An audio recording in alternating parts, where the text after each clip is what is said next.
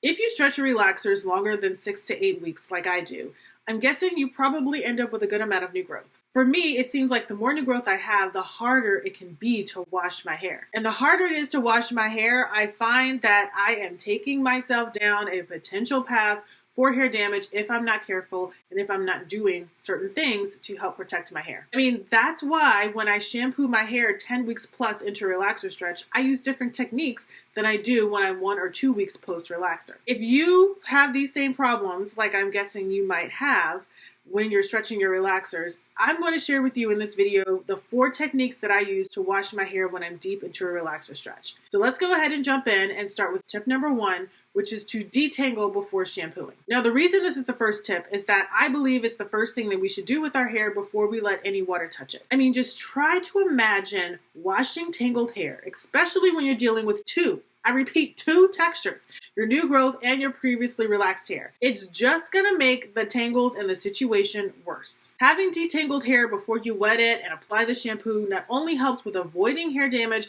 but can also just speed along the washing process because we just don't want wash day to actually take a day. For me, the key to detangling is not to do it on dry hair, meaning I don't get up in the morning and just start detangling my hair. No.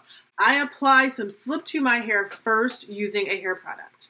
So when I'm detangling my hair and I have the relaxed hair and I have the new growth, I start by sectioning my hair typically in 4 to 6 sections. I secure each section using a ponytail holder, and that's a satin ponytail holder or a hair clip. I then go section by section using this process.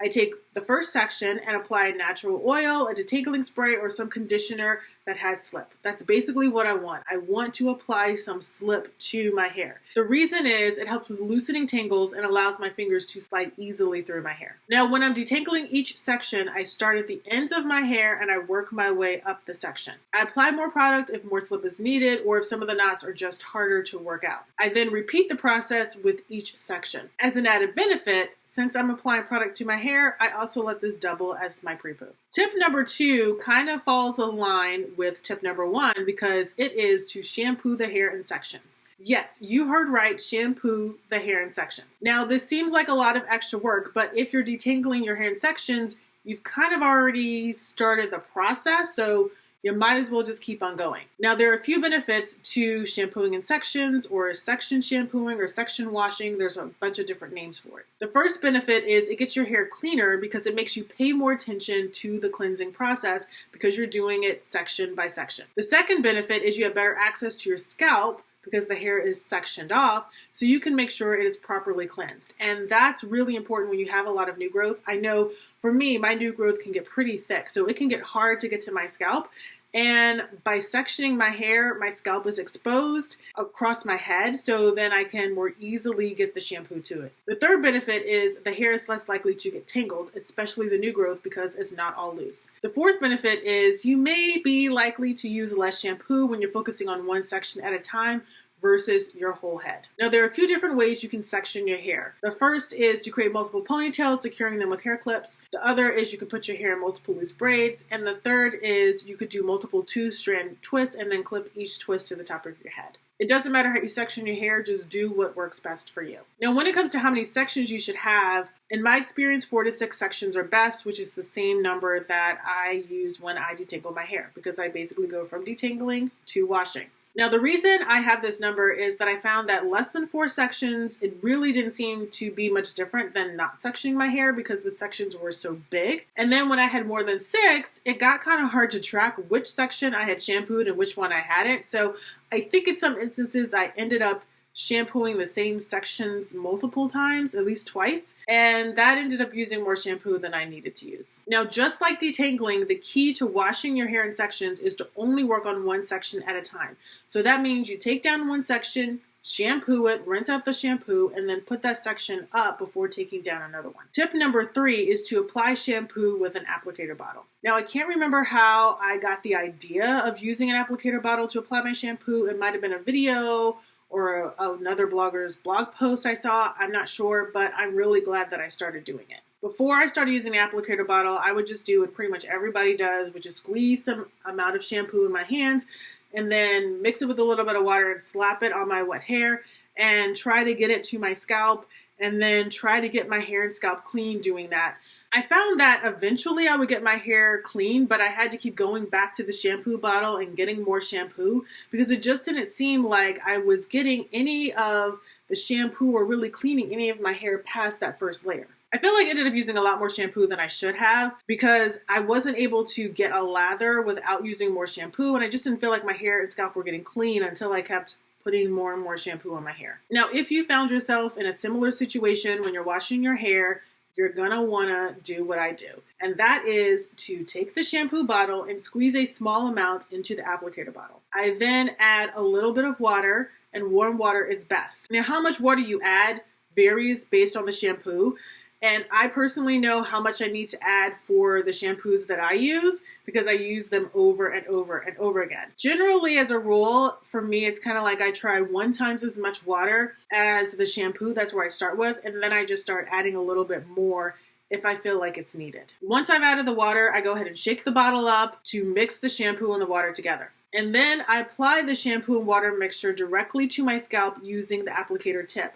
Now, this is what is so great about it because the applicator tip can get down in there past all of the new growth directly to my scalp, and it gets the shampoo there, and then I can start to really work it in and lather it up. And then once I get it good and lathered and I feel like I've gotten my scalp clean, then I go ahead and I start taking the shampoo suds and I start working them down my hair strands. And sometimes I will add a little bit of that mixture of the shampoo and the water to my actual strands if I feel like I'm not getting enough from my roots down.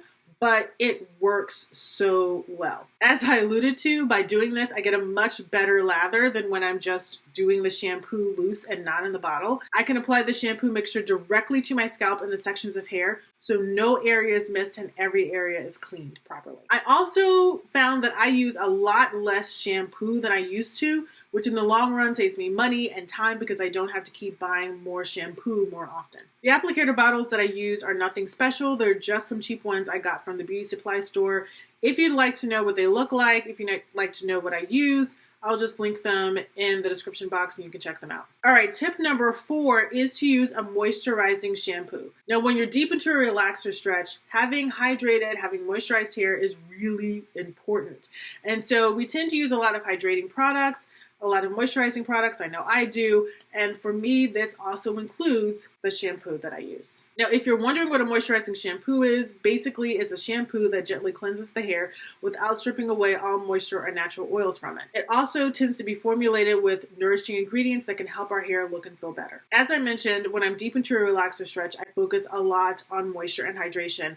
And I have seen a difference in how my hair acts and feels when I use a moisturizing shampoo instead of a clarifying shampoo or a protein shampoo. It's just so much better for my hair. I have 2 go-to moisturizing shampoos that I use right now, and they are the Joico Moisture Recovery Shampoo and the TGIN Moisture Rich Sulfate Free Shampoo. Now, I have 2 of them, and the reason is I use them both a little differently and for different reasons, and I'm going to tell you why. Now, the Joico Moisture Recovery Shampoo has sulfates in it, and the sulfates allows the shampoo to better break up the dirt, oil, and product that is built up on my hair. So I use this one as my first lather because it really gets a lot of the stuff off of my hair that I want off, and it starts to really break it up. Then I follow up with my second lather shampoo, which is the TGIN Moisture Rich Sulfate Free. And I use that as my second lather shampoo because it's sulfate free, and so it doesn't do as good a job as breaking up the dirt, oil, and buildup that's on my hair as the Joico Moisture Recovery one does. But this is good to come in second because it's very hydrating for my hair and it's very, very gentle. Plus, it does clean my hair, just not as well as I found as the Joico one. Now, I have a review for each of these shampoos on the blog, and I'll include those links in the description box. Those are my 4 tips, and by using some or all of them over the years when I've been deep into relaxer stretches, I've been able to shampoo my hair without having any issues or hair damage. Now I want to hear from you. How do you wash your hair when you're relaxer stretching? Share your experience and or tips in the comments. While you're at it, go ahead and give this video a like by giving it a thumbs up. Also, go ahead and subscribe by hitting the red subscribe button. And lastly, I've got another video for you to check out. It is this one, where I show you how I pre-poo my hair. Thanks for watching, and I'll see you in this next video.